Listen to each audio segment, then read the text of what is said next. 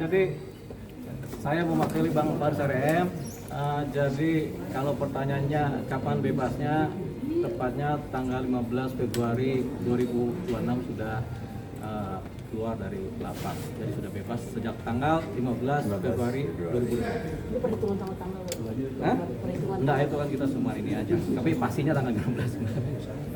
Gitu. Nah itu kalau pertanyaan itu. Mas Faris, adanya konser jazz ini seperti apa Mas Faris? Silakan Mas Faris. Gini, sebenarnya saya sama Liberty sama Anita, Bu Anita di sini, kami memang sister company ya. Ya adik saya kebetulan juga Liberty, sister company-nya di Pakrasi Gemilang. Pakrasi Gemilang itu adalah, saya sekalian menjelaskan dulu ya, di Pakrasi Gemilang itu adalah PT di Pakrasi Gemilang yang mana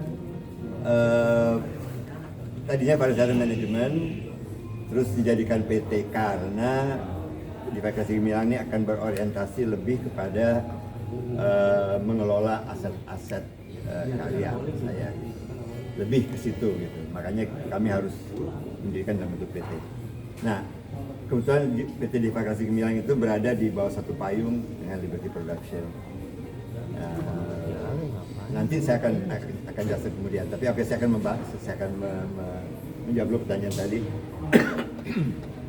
Ya, Ngabuburit Jazz ini dibikin oleh Liberty untuk banyak kepentingan, untuk banyak hal.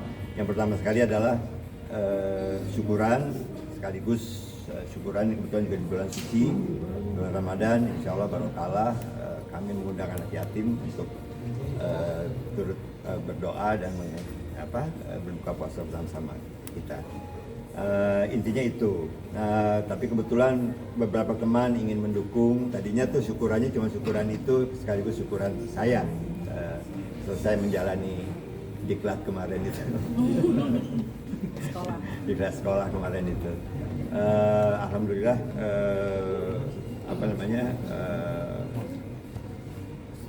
kami bersyukur masa itu sudah berlalu. Sekarang masanya untuk masa depan, untuk masa depan saya akan datang masa depan. Saya ingin menjelaskan sedikit, ini mungkin preskon ini juga bisa menjelaskan sedikit. Saya Faris RM mulai katakanlah pada saat ini ya, depannya itu mulai menghentikan ya aktivitas Faris RM secara profesional di bidang publisitas. Saya tetap bermain musik, tapi saya tidak lagi mengelola hak apapun dari profesionalisme saya. Semuanya di-handle oleh PT di Pakrasi Gemilang yang dimiliki oleh anak-anak saya dan keluarga saya. Jadi mulai ke depan ini saya tidak lagi berhak atas apapun, ya, termasuk preskon misalnya. Preskon bisa diatur oleh Deo Lipa dan juga masalah legal Ibu Anita. Dan masalah aktivitas semuanya oleh tim dari di Pakrasi Gemilang. Jadi secara publisitas saya sudah berhenti, sudah habis masanya, karena saya ingin kembali menjadi manusia normal, main musik asik-asik aja gitu ya, main band asik-asik aja, main tas asik-asik aja, nggak mikirin honor, nggak mikirin apa-apa gitu, seru-seruan aja. Karena masalahnya pesan moral dari diklat kemarin itu dari Tuhan ke saya itu jelas sekali bahwa dengan adanya kasus itu ya, mesti kasus di belakang segala macam, saya nggak akan bicara kasus itu, tapi dengan adanya kasus ya, Anda semua juga bisa tahu lah, Anda semua mengikuti kan, dengan adanya kasus itu pesan moralnya itu jelas, sudah saatnya Faris memikirkan hidupnya Faris sendiri. Sekarang Faris tidak lagi memikirkan orang lain, semua udah beres, mau berjalan bagaimana ininya aja, karya-karya dikelola, aktivitas dikelola. Saya tinggal ikut aja, monggo silakan, saya tinggal main. Mas, main di sini Mas, oke main. Kayak ini juga gitu nih, kita bilang, Mas main sama saya tanggal 8, oke. Langsung oke aja. Enak sekali sih sekarang, bangun tidur enak ya, makan enak, makanya mungkin gemukan ya. Alhamdulillah. Udah berapa usianya Bang Faris sekarang? Udah berapa usianya? 67. Nah, musisi nggak kenal pensiun kalau usia 67. Dia nggak kena pensiun, makanya main musiknya terus, gitu. Tapi tidak lagi bersentuhan dengan publik, tidak lagi bersentuhan dengan ini sosial media dan segala macam, bahkan tidak lagi bersentuhan dengan handphone. Saya tidak lagi pakai handphone teman-teman, jadi kalau ada apa-apa tinggal kontak ke kapok pakai handphone. Bang Faris, Bang Faris jemput Bang Faris ketika bebas. Bebas. Bang Dia sempat jemput. Enggak ada. Enggak Saya ada. pulang sendiri. Pulang sendiri, Bang Faris. Kita juga nggak tahu. Kayak film-film gitu. Iya. Masuk sendiri, pulang sendiri dong. Om Faris, ini kan akhirnya Om Faris akhirnya kan kembali nih Om Faris, pasti banyak karya-karya yang tertahan. Mungkin dalam waktu dekat ada single atau album Oh, yang sudah iya. direncanakan mungkin? Iya. Itu iya sekali gitu. Makanya, tapi sekarang ini saya harus apa ya, istilahnya itu dia, makanya saya butuh waktu untuk sendiri dulu. Jadi sebabnya saya bilang, karena saya nggak mau ngurusin yang lain, itu saya mau main musik aja, saya mau berkarya aja, saya mau ini aja, nanti tinggal bilang, hey, gue punya karya ini sekian nih, gue mau keluarin gitu, pentas gitu. Mau bikin sama Bang Dio juga, mau bikin juga, insya Allah gitu. Pentas. Jadi banyak sekali sih, tentu aja, kalau itu tentu aja. Bang Faris, mungkin keputusan buat nggak pakai handphone lagi itu keputusan yang berat gak sih buat Bang Faris? Enggak, enak loh, enjoy. Apa nggak sih Om untuk memutuskan itu mikirinnya Om?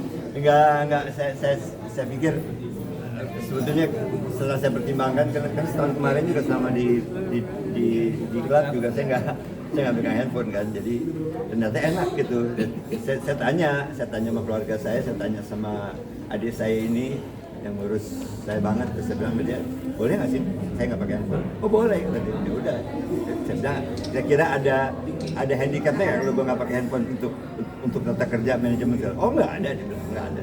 Paling cuma di instan doang. Ya, teman-teman misalnya mau kontak saya nggak bisa langsung lagi gitu. Kontaknya ada nomor kantor di Bagasi 9. Lebih merasa tentram kah Om setelah? Oh iya, tentram sekali, amat sangat tentram. Kenapa mungkin Om apa ada trigger yang bikin Om Faris buat nggak pakai handphone atau media sosial? Iya ribet. Artinya, aduh gitu. Saya mesti ngalamin hal yang enggak karena handphone, aduh ampun. Enggak deh. Ampun. Itu bisa dibilang, berarti bisa dibilang juga kejadian kemarin tuh ketik balik. Iya itu dia, itu salah satunya. Keselin gitu. Om, traumanya masih ada mungkin Om? Hah? Traumanya Oh, traumanya sih nggak ada, cuman maksud saya cuman ya itu bijak dewasa aja lah ya, bijak dewasa aja. Makanya itu gitu kan gini. Kalau saya sih melihatnya gini aja ya, saya orang Muslim, sebagai Muslim saya melihatnya gini aja. Pesan Tuhan itu pada rasul-rasulnya itu adalah kalau sudah tidak bisa dia papain lagi berhadapan dengan masalah, hijrah. Nah, ini saya hijrah. Seperti juga para rasul, saya hijrah. Hijrah dari profesi, hijrah dari sosial media, hijrah dari pergaulan. Saya sekarang pengen mikirin diri saya sendiri dulu deh. Gua dulu enak gitu. Soalnya kalau nggak ribet gitu. Kalau kita mikirin buat orang ribet. Mungkin hijrah juga Om dalam udah arti mendapatkan guru mendekatkan diri ke spiritual agama, mungkin Om? Kenapa? Guru spiritual? Guru spiritual nggak ada. Guru spiritualnya langsung Allah Subhanahu Wa Taala dan Al-Quran.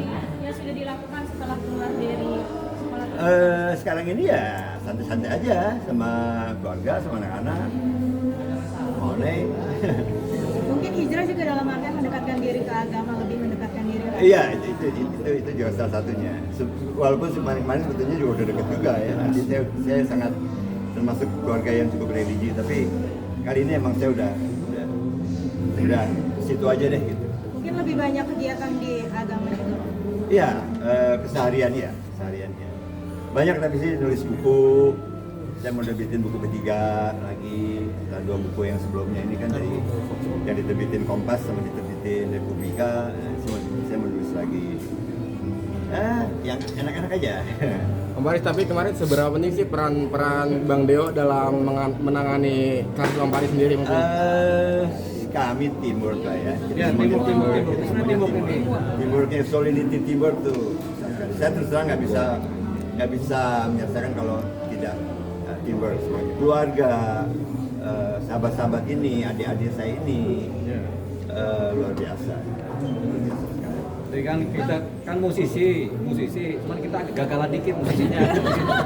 Ini Seniman juga gua. Ini juga penari sebetulnya, tapi jadi lawyer.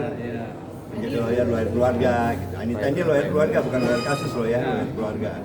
Bang Deo melihat Ini keluarga perubahan kasus. seorang Faris Sarem. Oh ya, sejak di klub 6 bulan 7 bulan diklat itu ya berubah, memang udah bertobat. Jadi Bang Faris udah lama bertobat sebenarnya, cuman belum ada yang terpublikasi. Saya baikkan ini Bang Faris yang tinggal sendiri, memang beliau sudah bertobat. Kenapa nggak pegang handphone?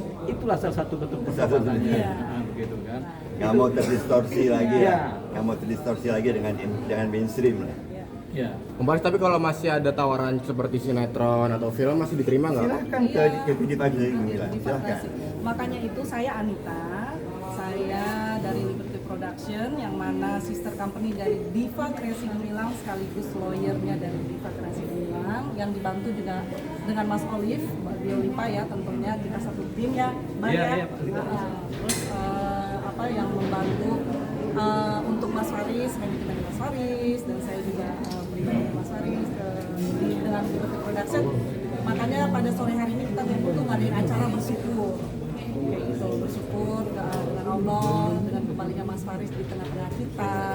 Terus kami juga Liberty Production mengundang anak-anak yatim untuk berbuka puasa bersama, kan gitu ya. Jadi memang lebih private, lebih ini, makanya apabila teman-teman atau Pak Tino mau apa mau hubungin bisa ke ada nomor kontaknya nanti kita share di Pak Kreasi Gemilang.